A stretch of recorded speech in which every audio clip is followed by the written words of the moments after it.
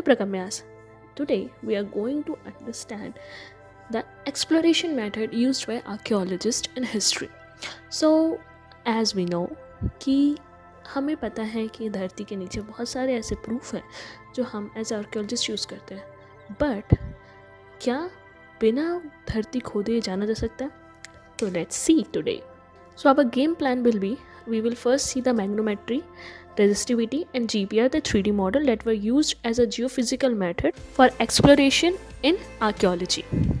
And finally, we will tie all them together to see why these tools matter a lot in history, or more specifically archaeology. So first thing the first, कि हमें इस चीज़ की ज़रूरत ही क्यों है?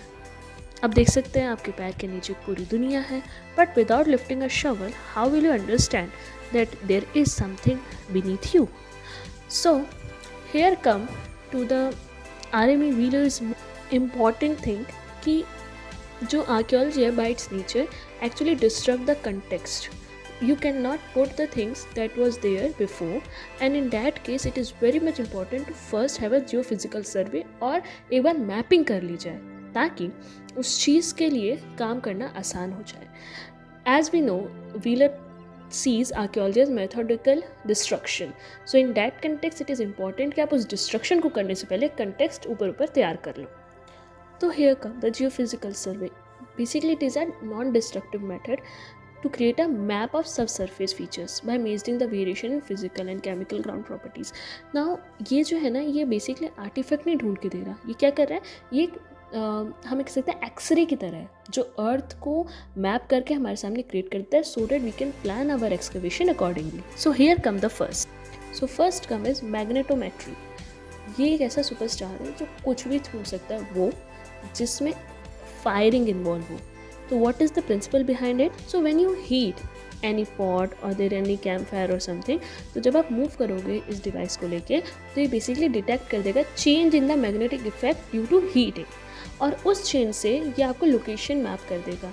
It is so incredible that कि ये आपको एक छोटे फर्नेस से लेके पूरा का पूरा एक टाउन ढूंढ के दे सकता है by detecting the ditches and the change in magnetic effect. So it is so much useful for archaeologists in mapping. Now we came to its pros and cons. Pros like it has had a rapid data collection, बहुत highly sensitive है और बहुत large area के लिए काम करता है. But it has also a cons like ये मैग्नेटिक जियोलॉजिकल इशू से, मतलब जो अर्थ की मैग्नेटिक फील्ड है उससे डिस्ट्रैक्ट हो सकता है आपका जो रेडार है. और साथ ही साथ आप देखोगे तो जो मॉडर्न मेटल्स अगर बरीड है नीचे, आज का जो जंक है पृथ्वी के अंदर, वो भी जो है इसको डिटेक्ट करने में प्रॉब्लम क्रिएट कर सकता है. So be aware of the noise in the background. Next, it is master in finding out the architecture that is beneath the earth. Now we are talking about electrical resistivity. So it works on very simple logic of science that when you pass a electric current, तो होगा क्या, जो डैम्प soil होगा यानी जो गीली soil होगी वो तो उसे एब्जॉर्ब कर लेगी, बट अगर वो किसी रॉक या हार्ड सरफेस पे स्टक करेगा तो वो मतलब उसकी हाई रेजिस्टिविटी आपके रडार पे दिखेगी. और this change in high resistivity and low resistivity actually create the situation that you can detect कि हाँ कुछ है नीचे. और ये सबसे बेस्ट है ढूंढने के लिए जहाँ पे हार्ड स्टोन का इस्तेमाल किया गया. मतलब आप बिना कुछ हिलाए एक मेगालिथिक स्टोन क्रिएचर ढूंढ सकते हो या फिर हड़प्पा की सिविलाइजेशन भी ढूंढ सकते हो. और MJ एरकिन जो पायनियर हैं इस फील्ड में, वो कहते हैं it is very effective for detecting the architectural remain as a already. Now here come the flash card. The flash card of your exam कि कोई भी ऐसी चीज़ जो हीट से चेंज हो रही है वो मैग्नेटोमेट्री ढूंढ सकती है. और कभी भी जब आप इलेक्ट्रिसिटी का यूज़ करोगे इन रेजिस्टिविटी तो वो आपको इलेक्ट्रिकल रेजिस्टिविटी में देखने को मिलेगी. Now moving towards the next one of the most important development in geophysical method, ground penetration radar that even create a 3D models. So what this happen, it is just like ultrasound of the earth. होगा क्या कि जो machine है वो basically waves भेजेगी, वो waves जो है वो बाउंस बैक होगा. वो जब बाउंस बैक होगा तो वो बताएगा कि what is out there in the earth. Now the key takeaway in this situation is, ये सिर्फ ये नहीं बताएगा कि नीचे क्या है, वो ये भी बताएगा कि कौन सी चीज़ कितने डेप्थ में, जस्ट लाइक सोनार वर्क, राइट. तो उसी तरीके से वर्क करेगा.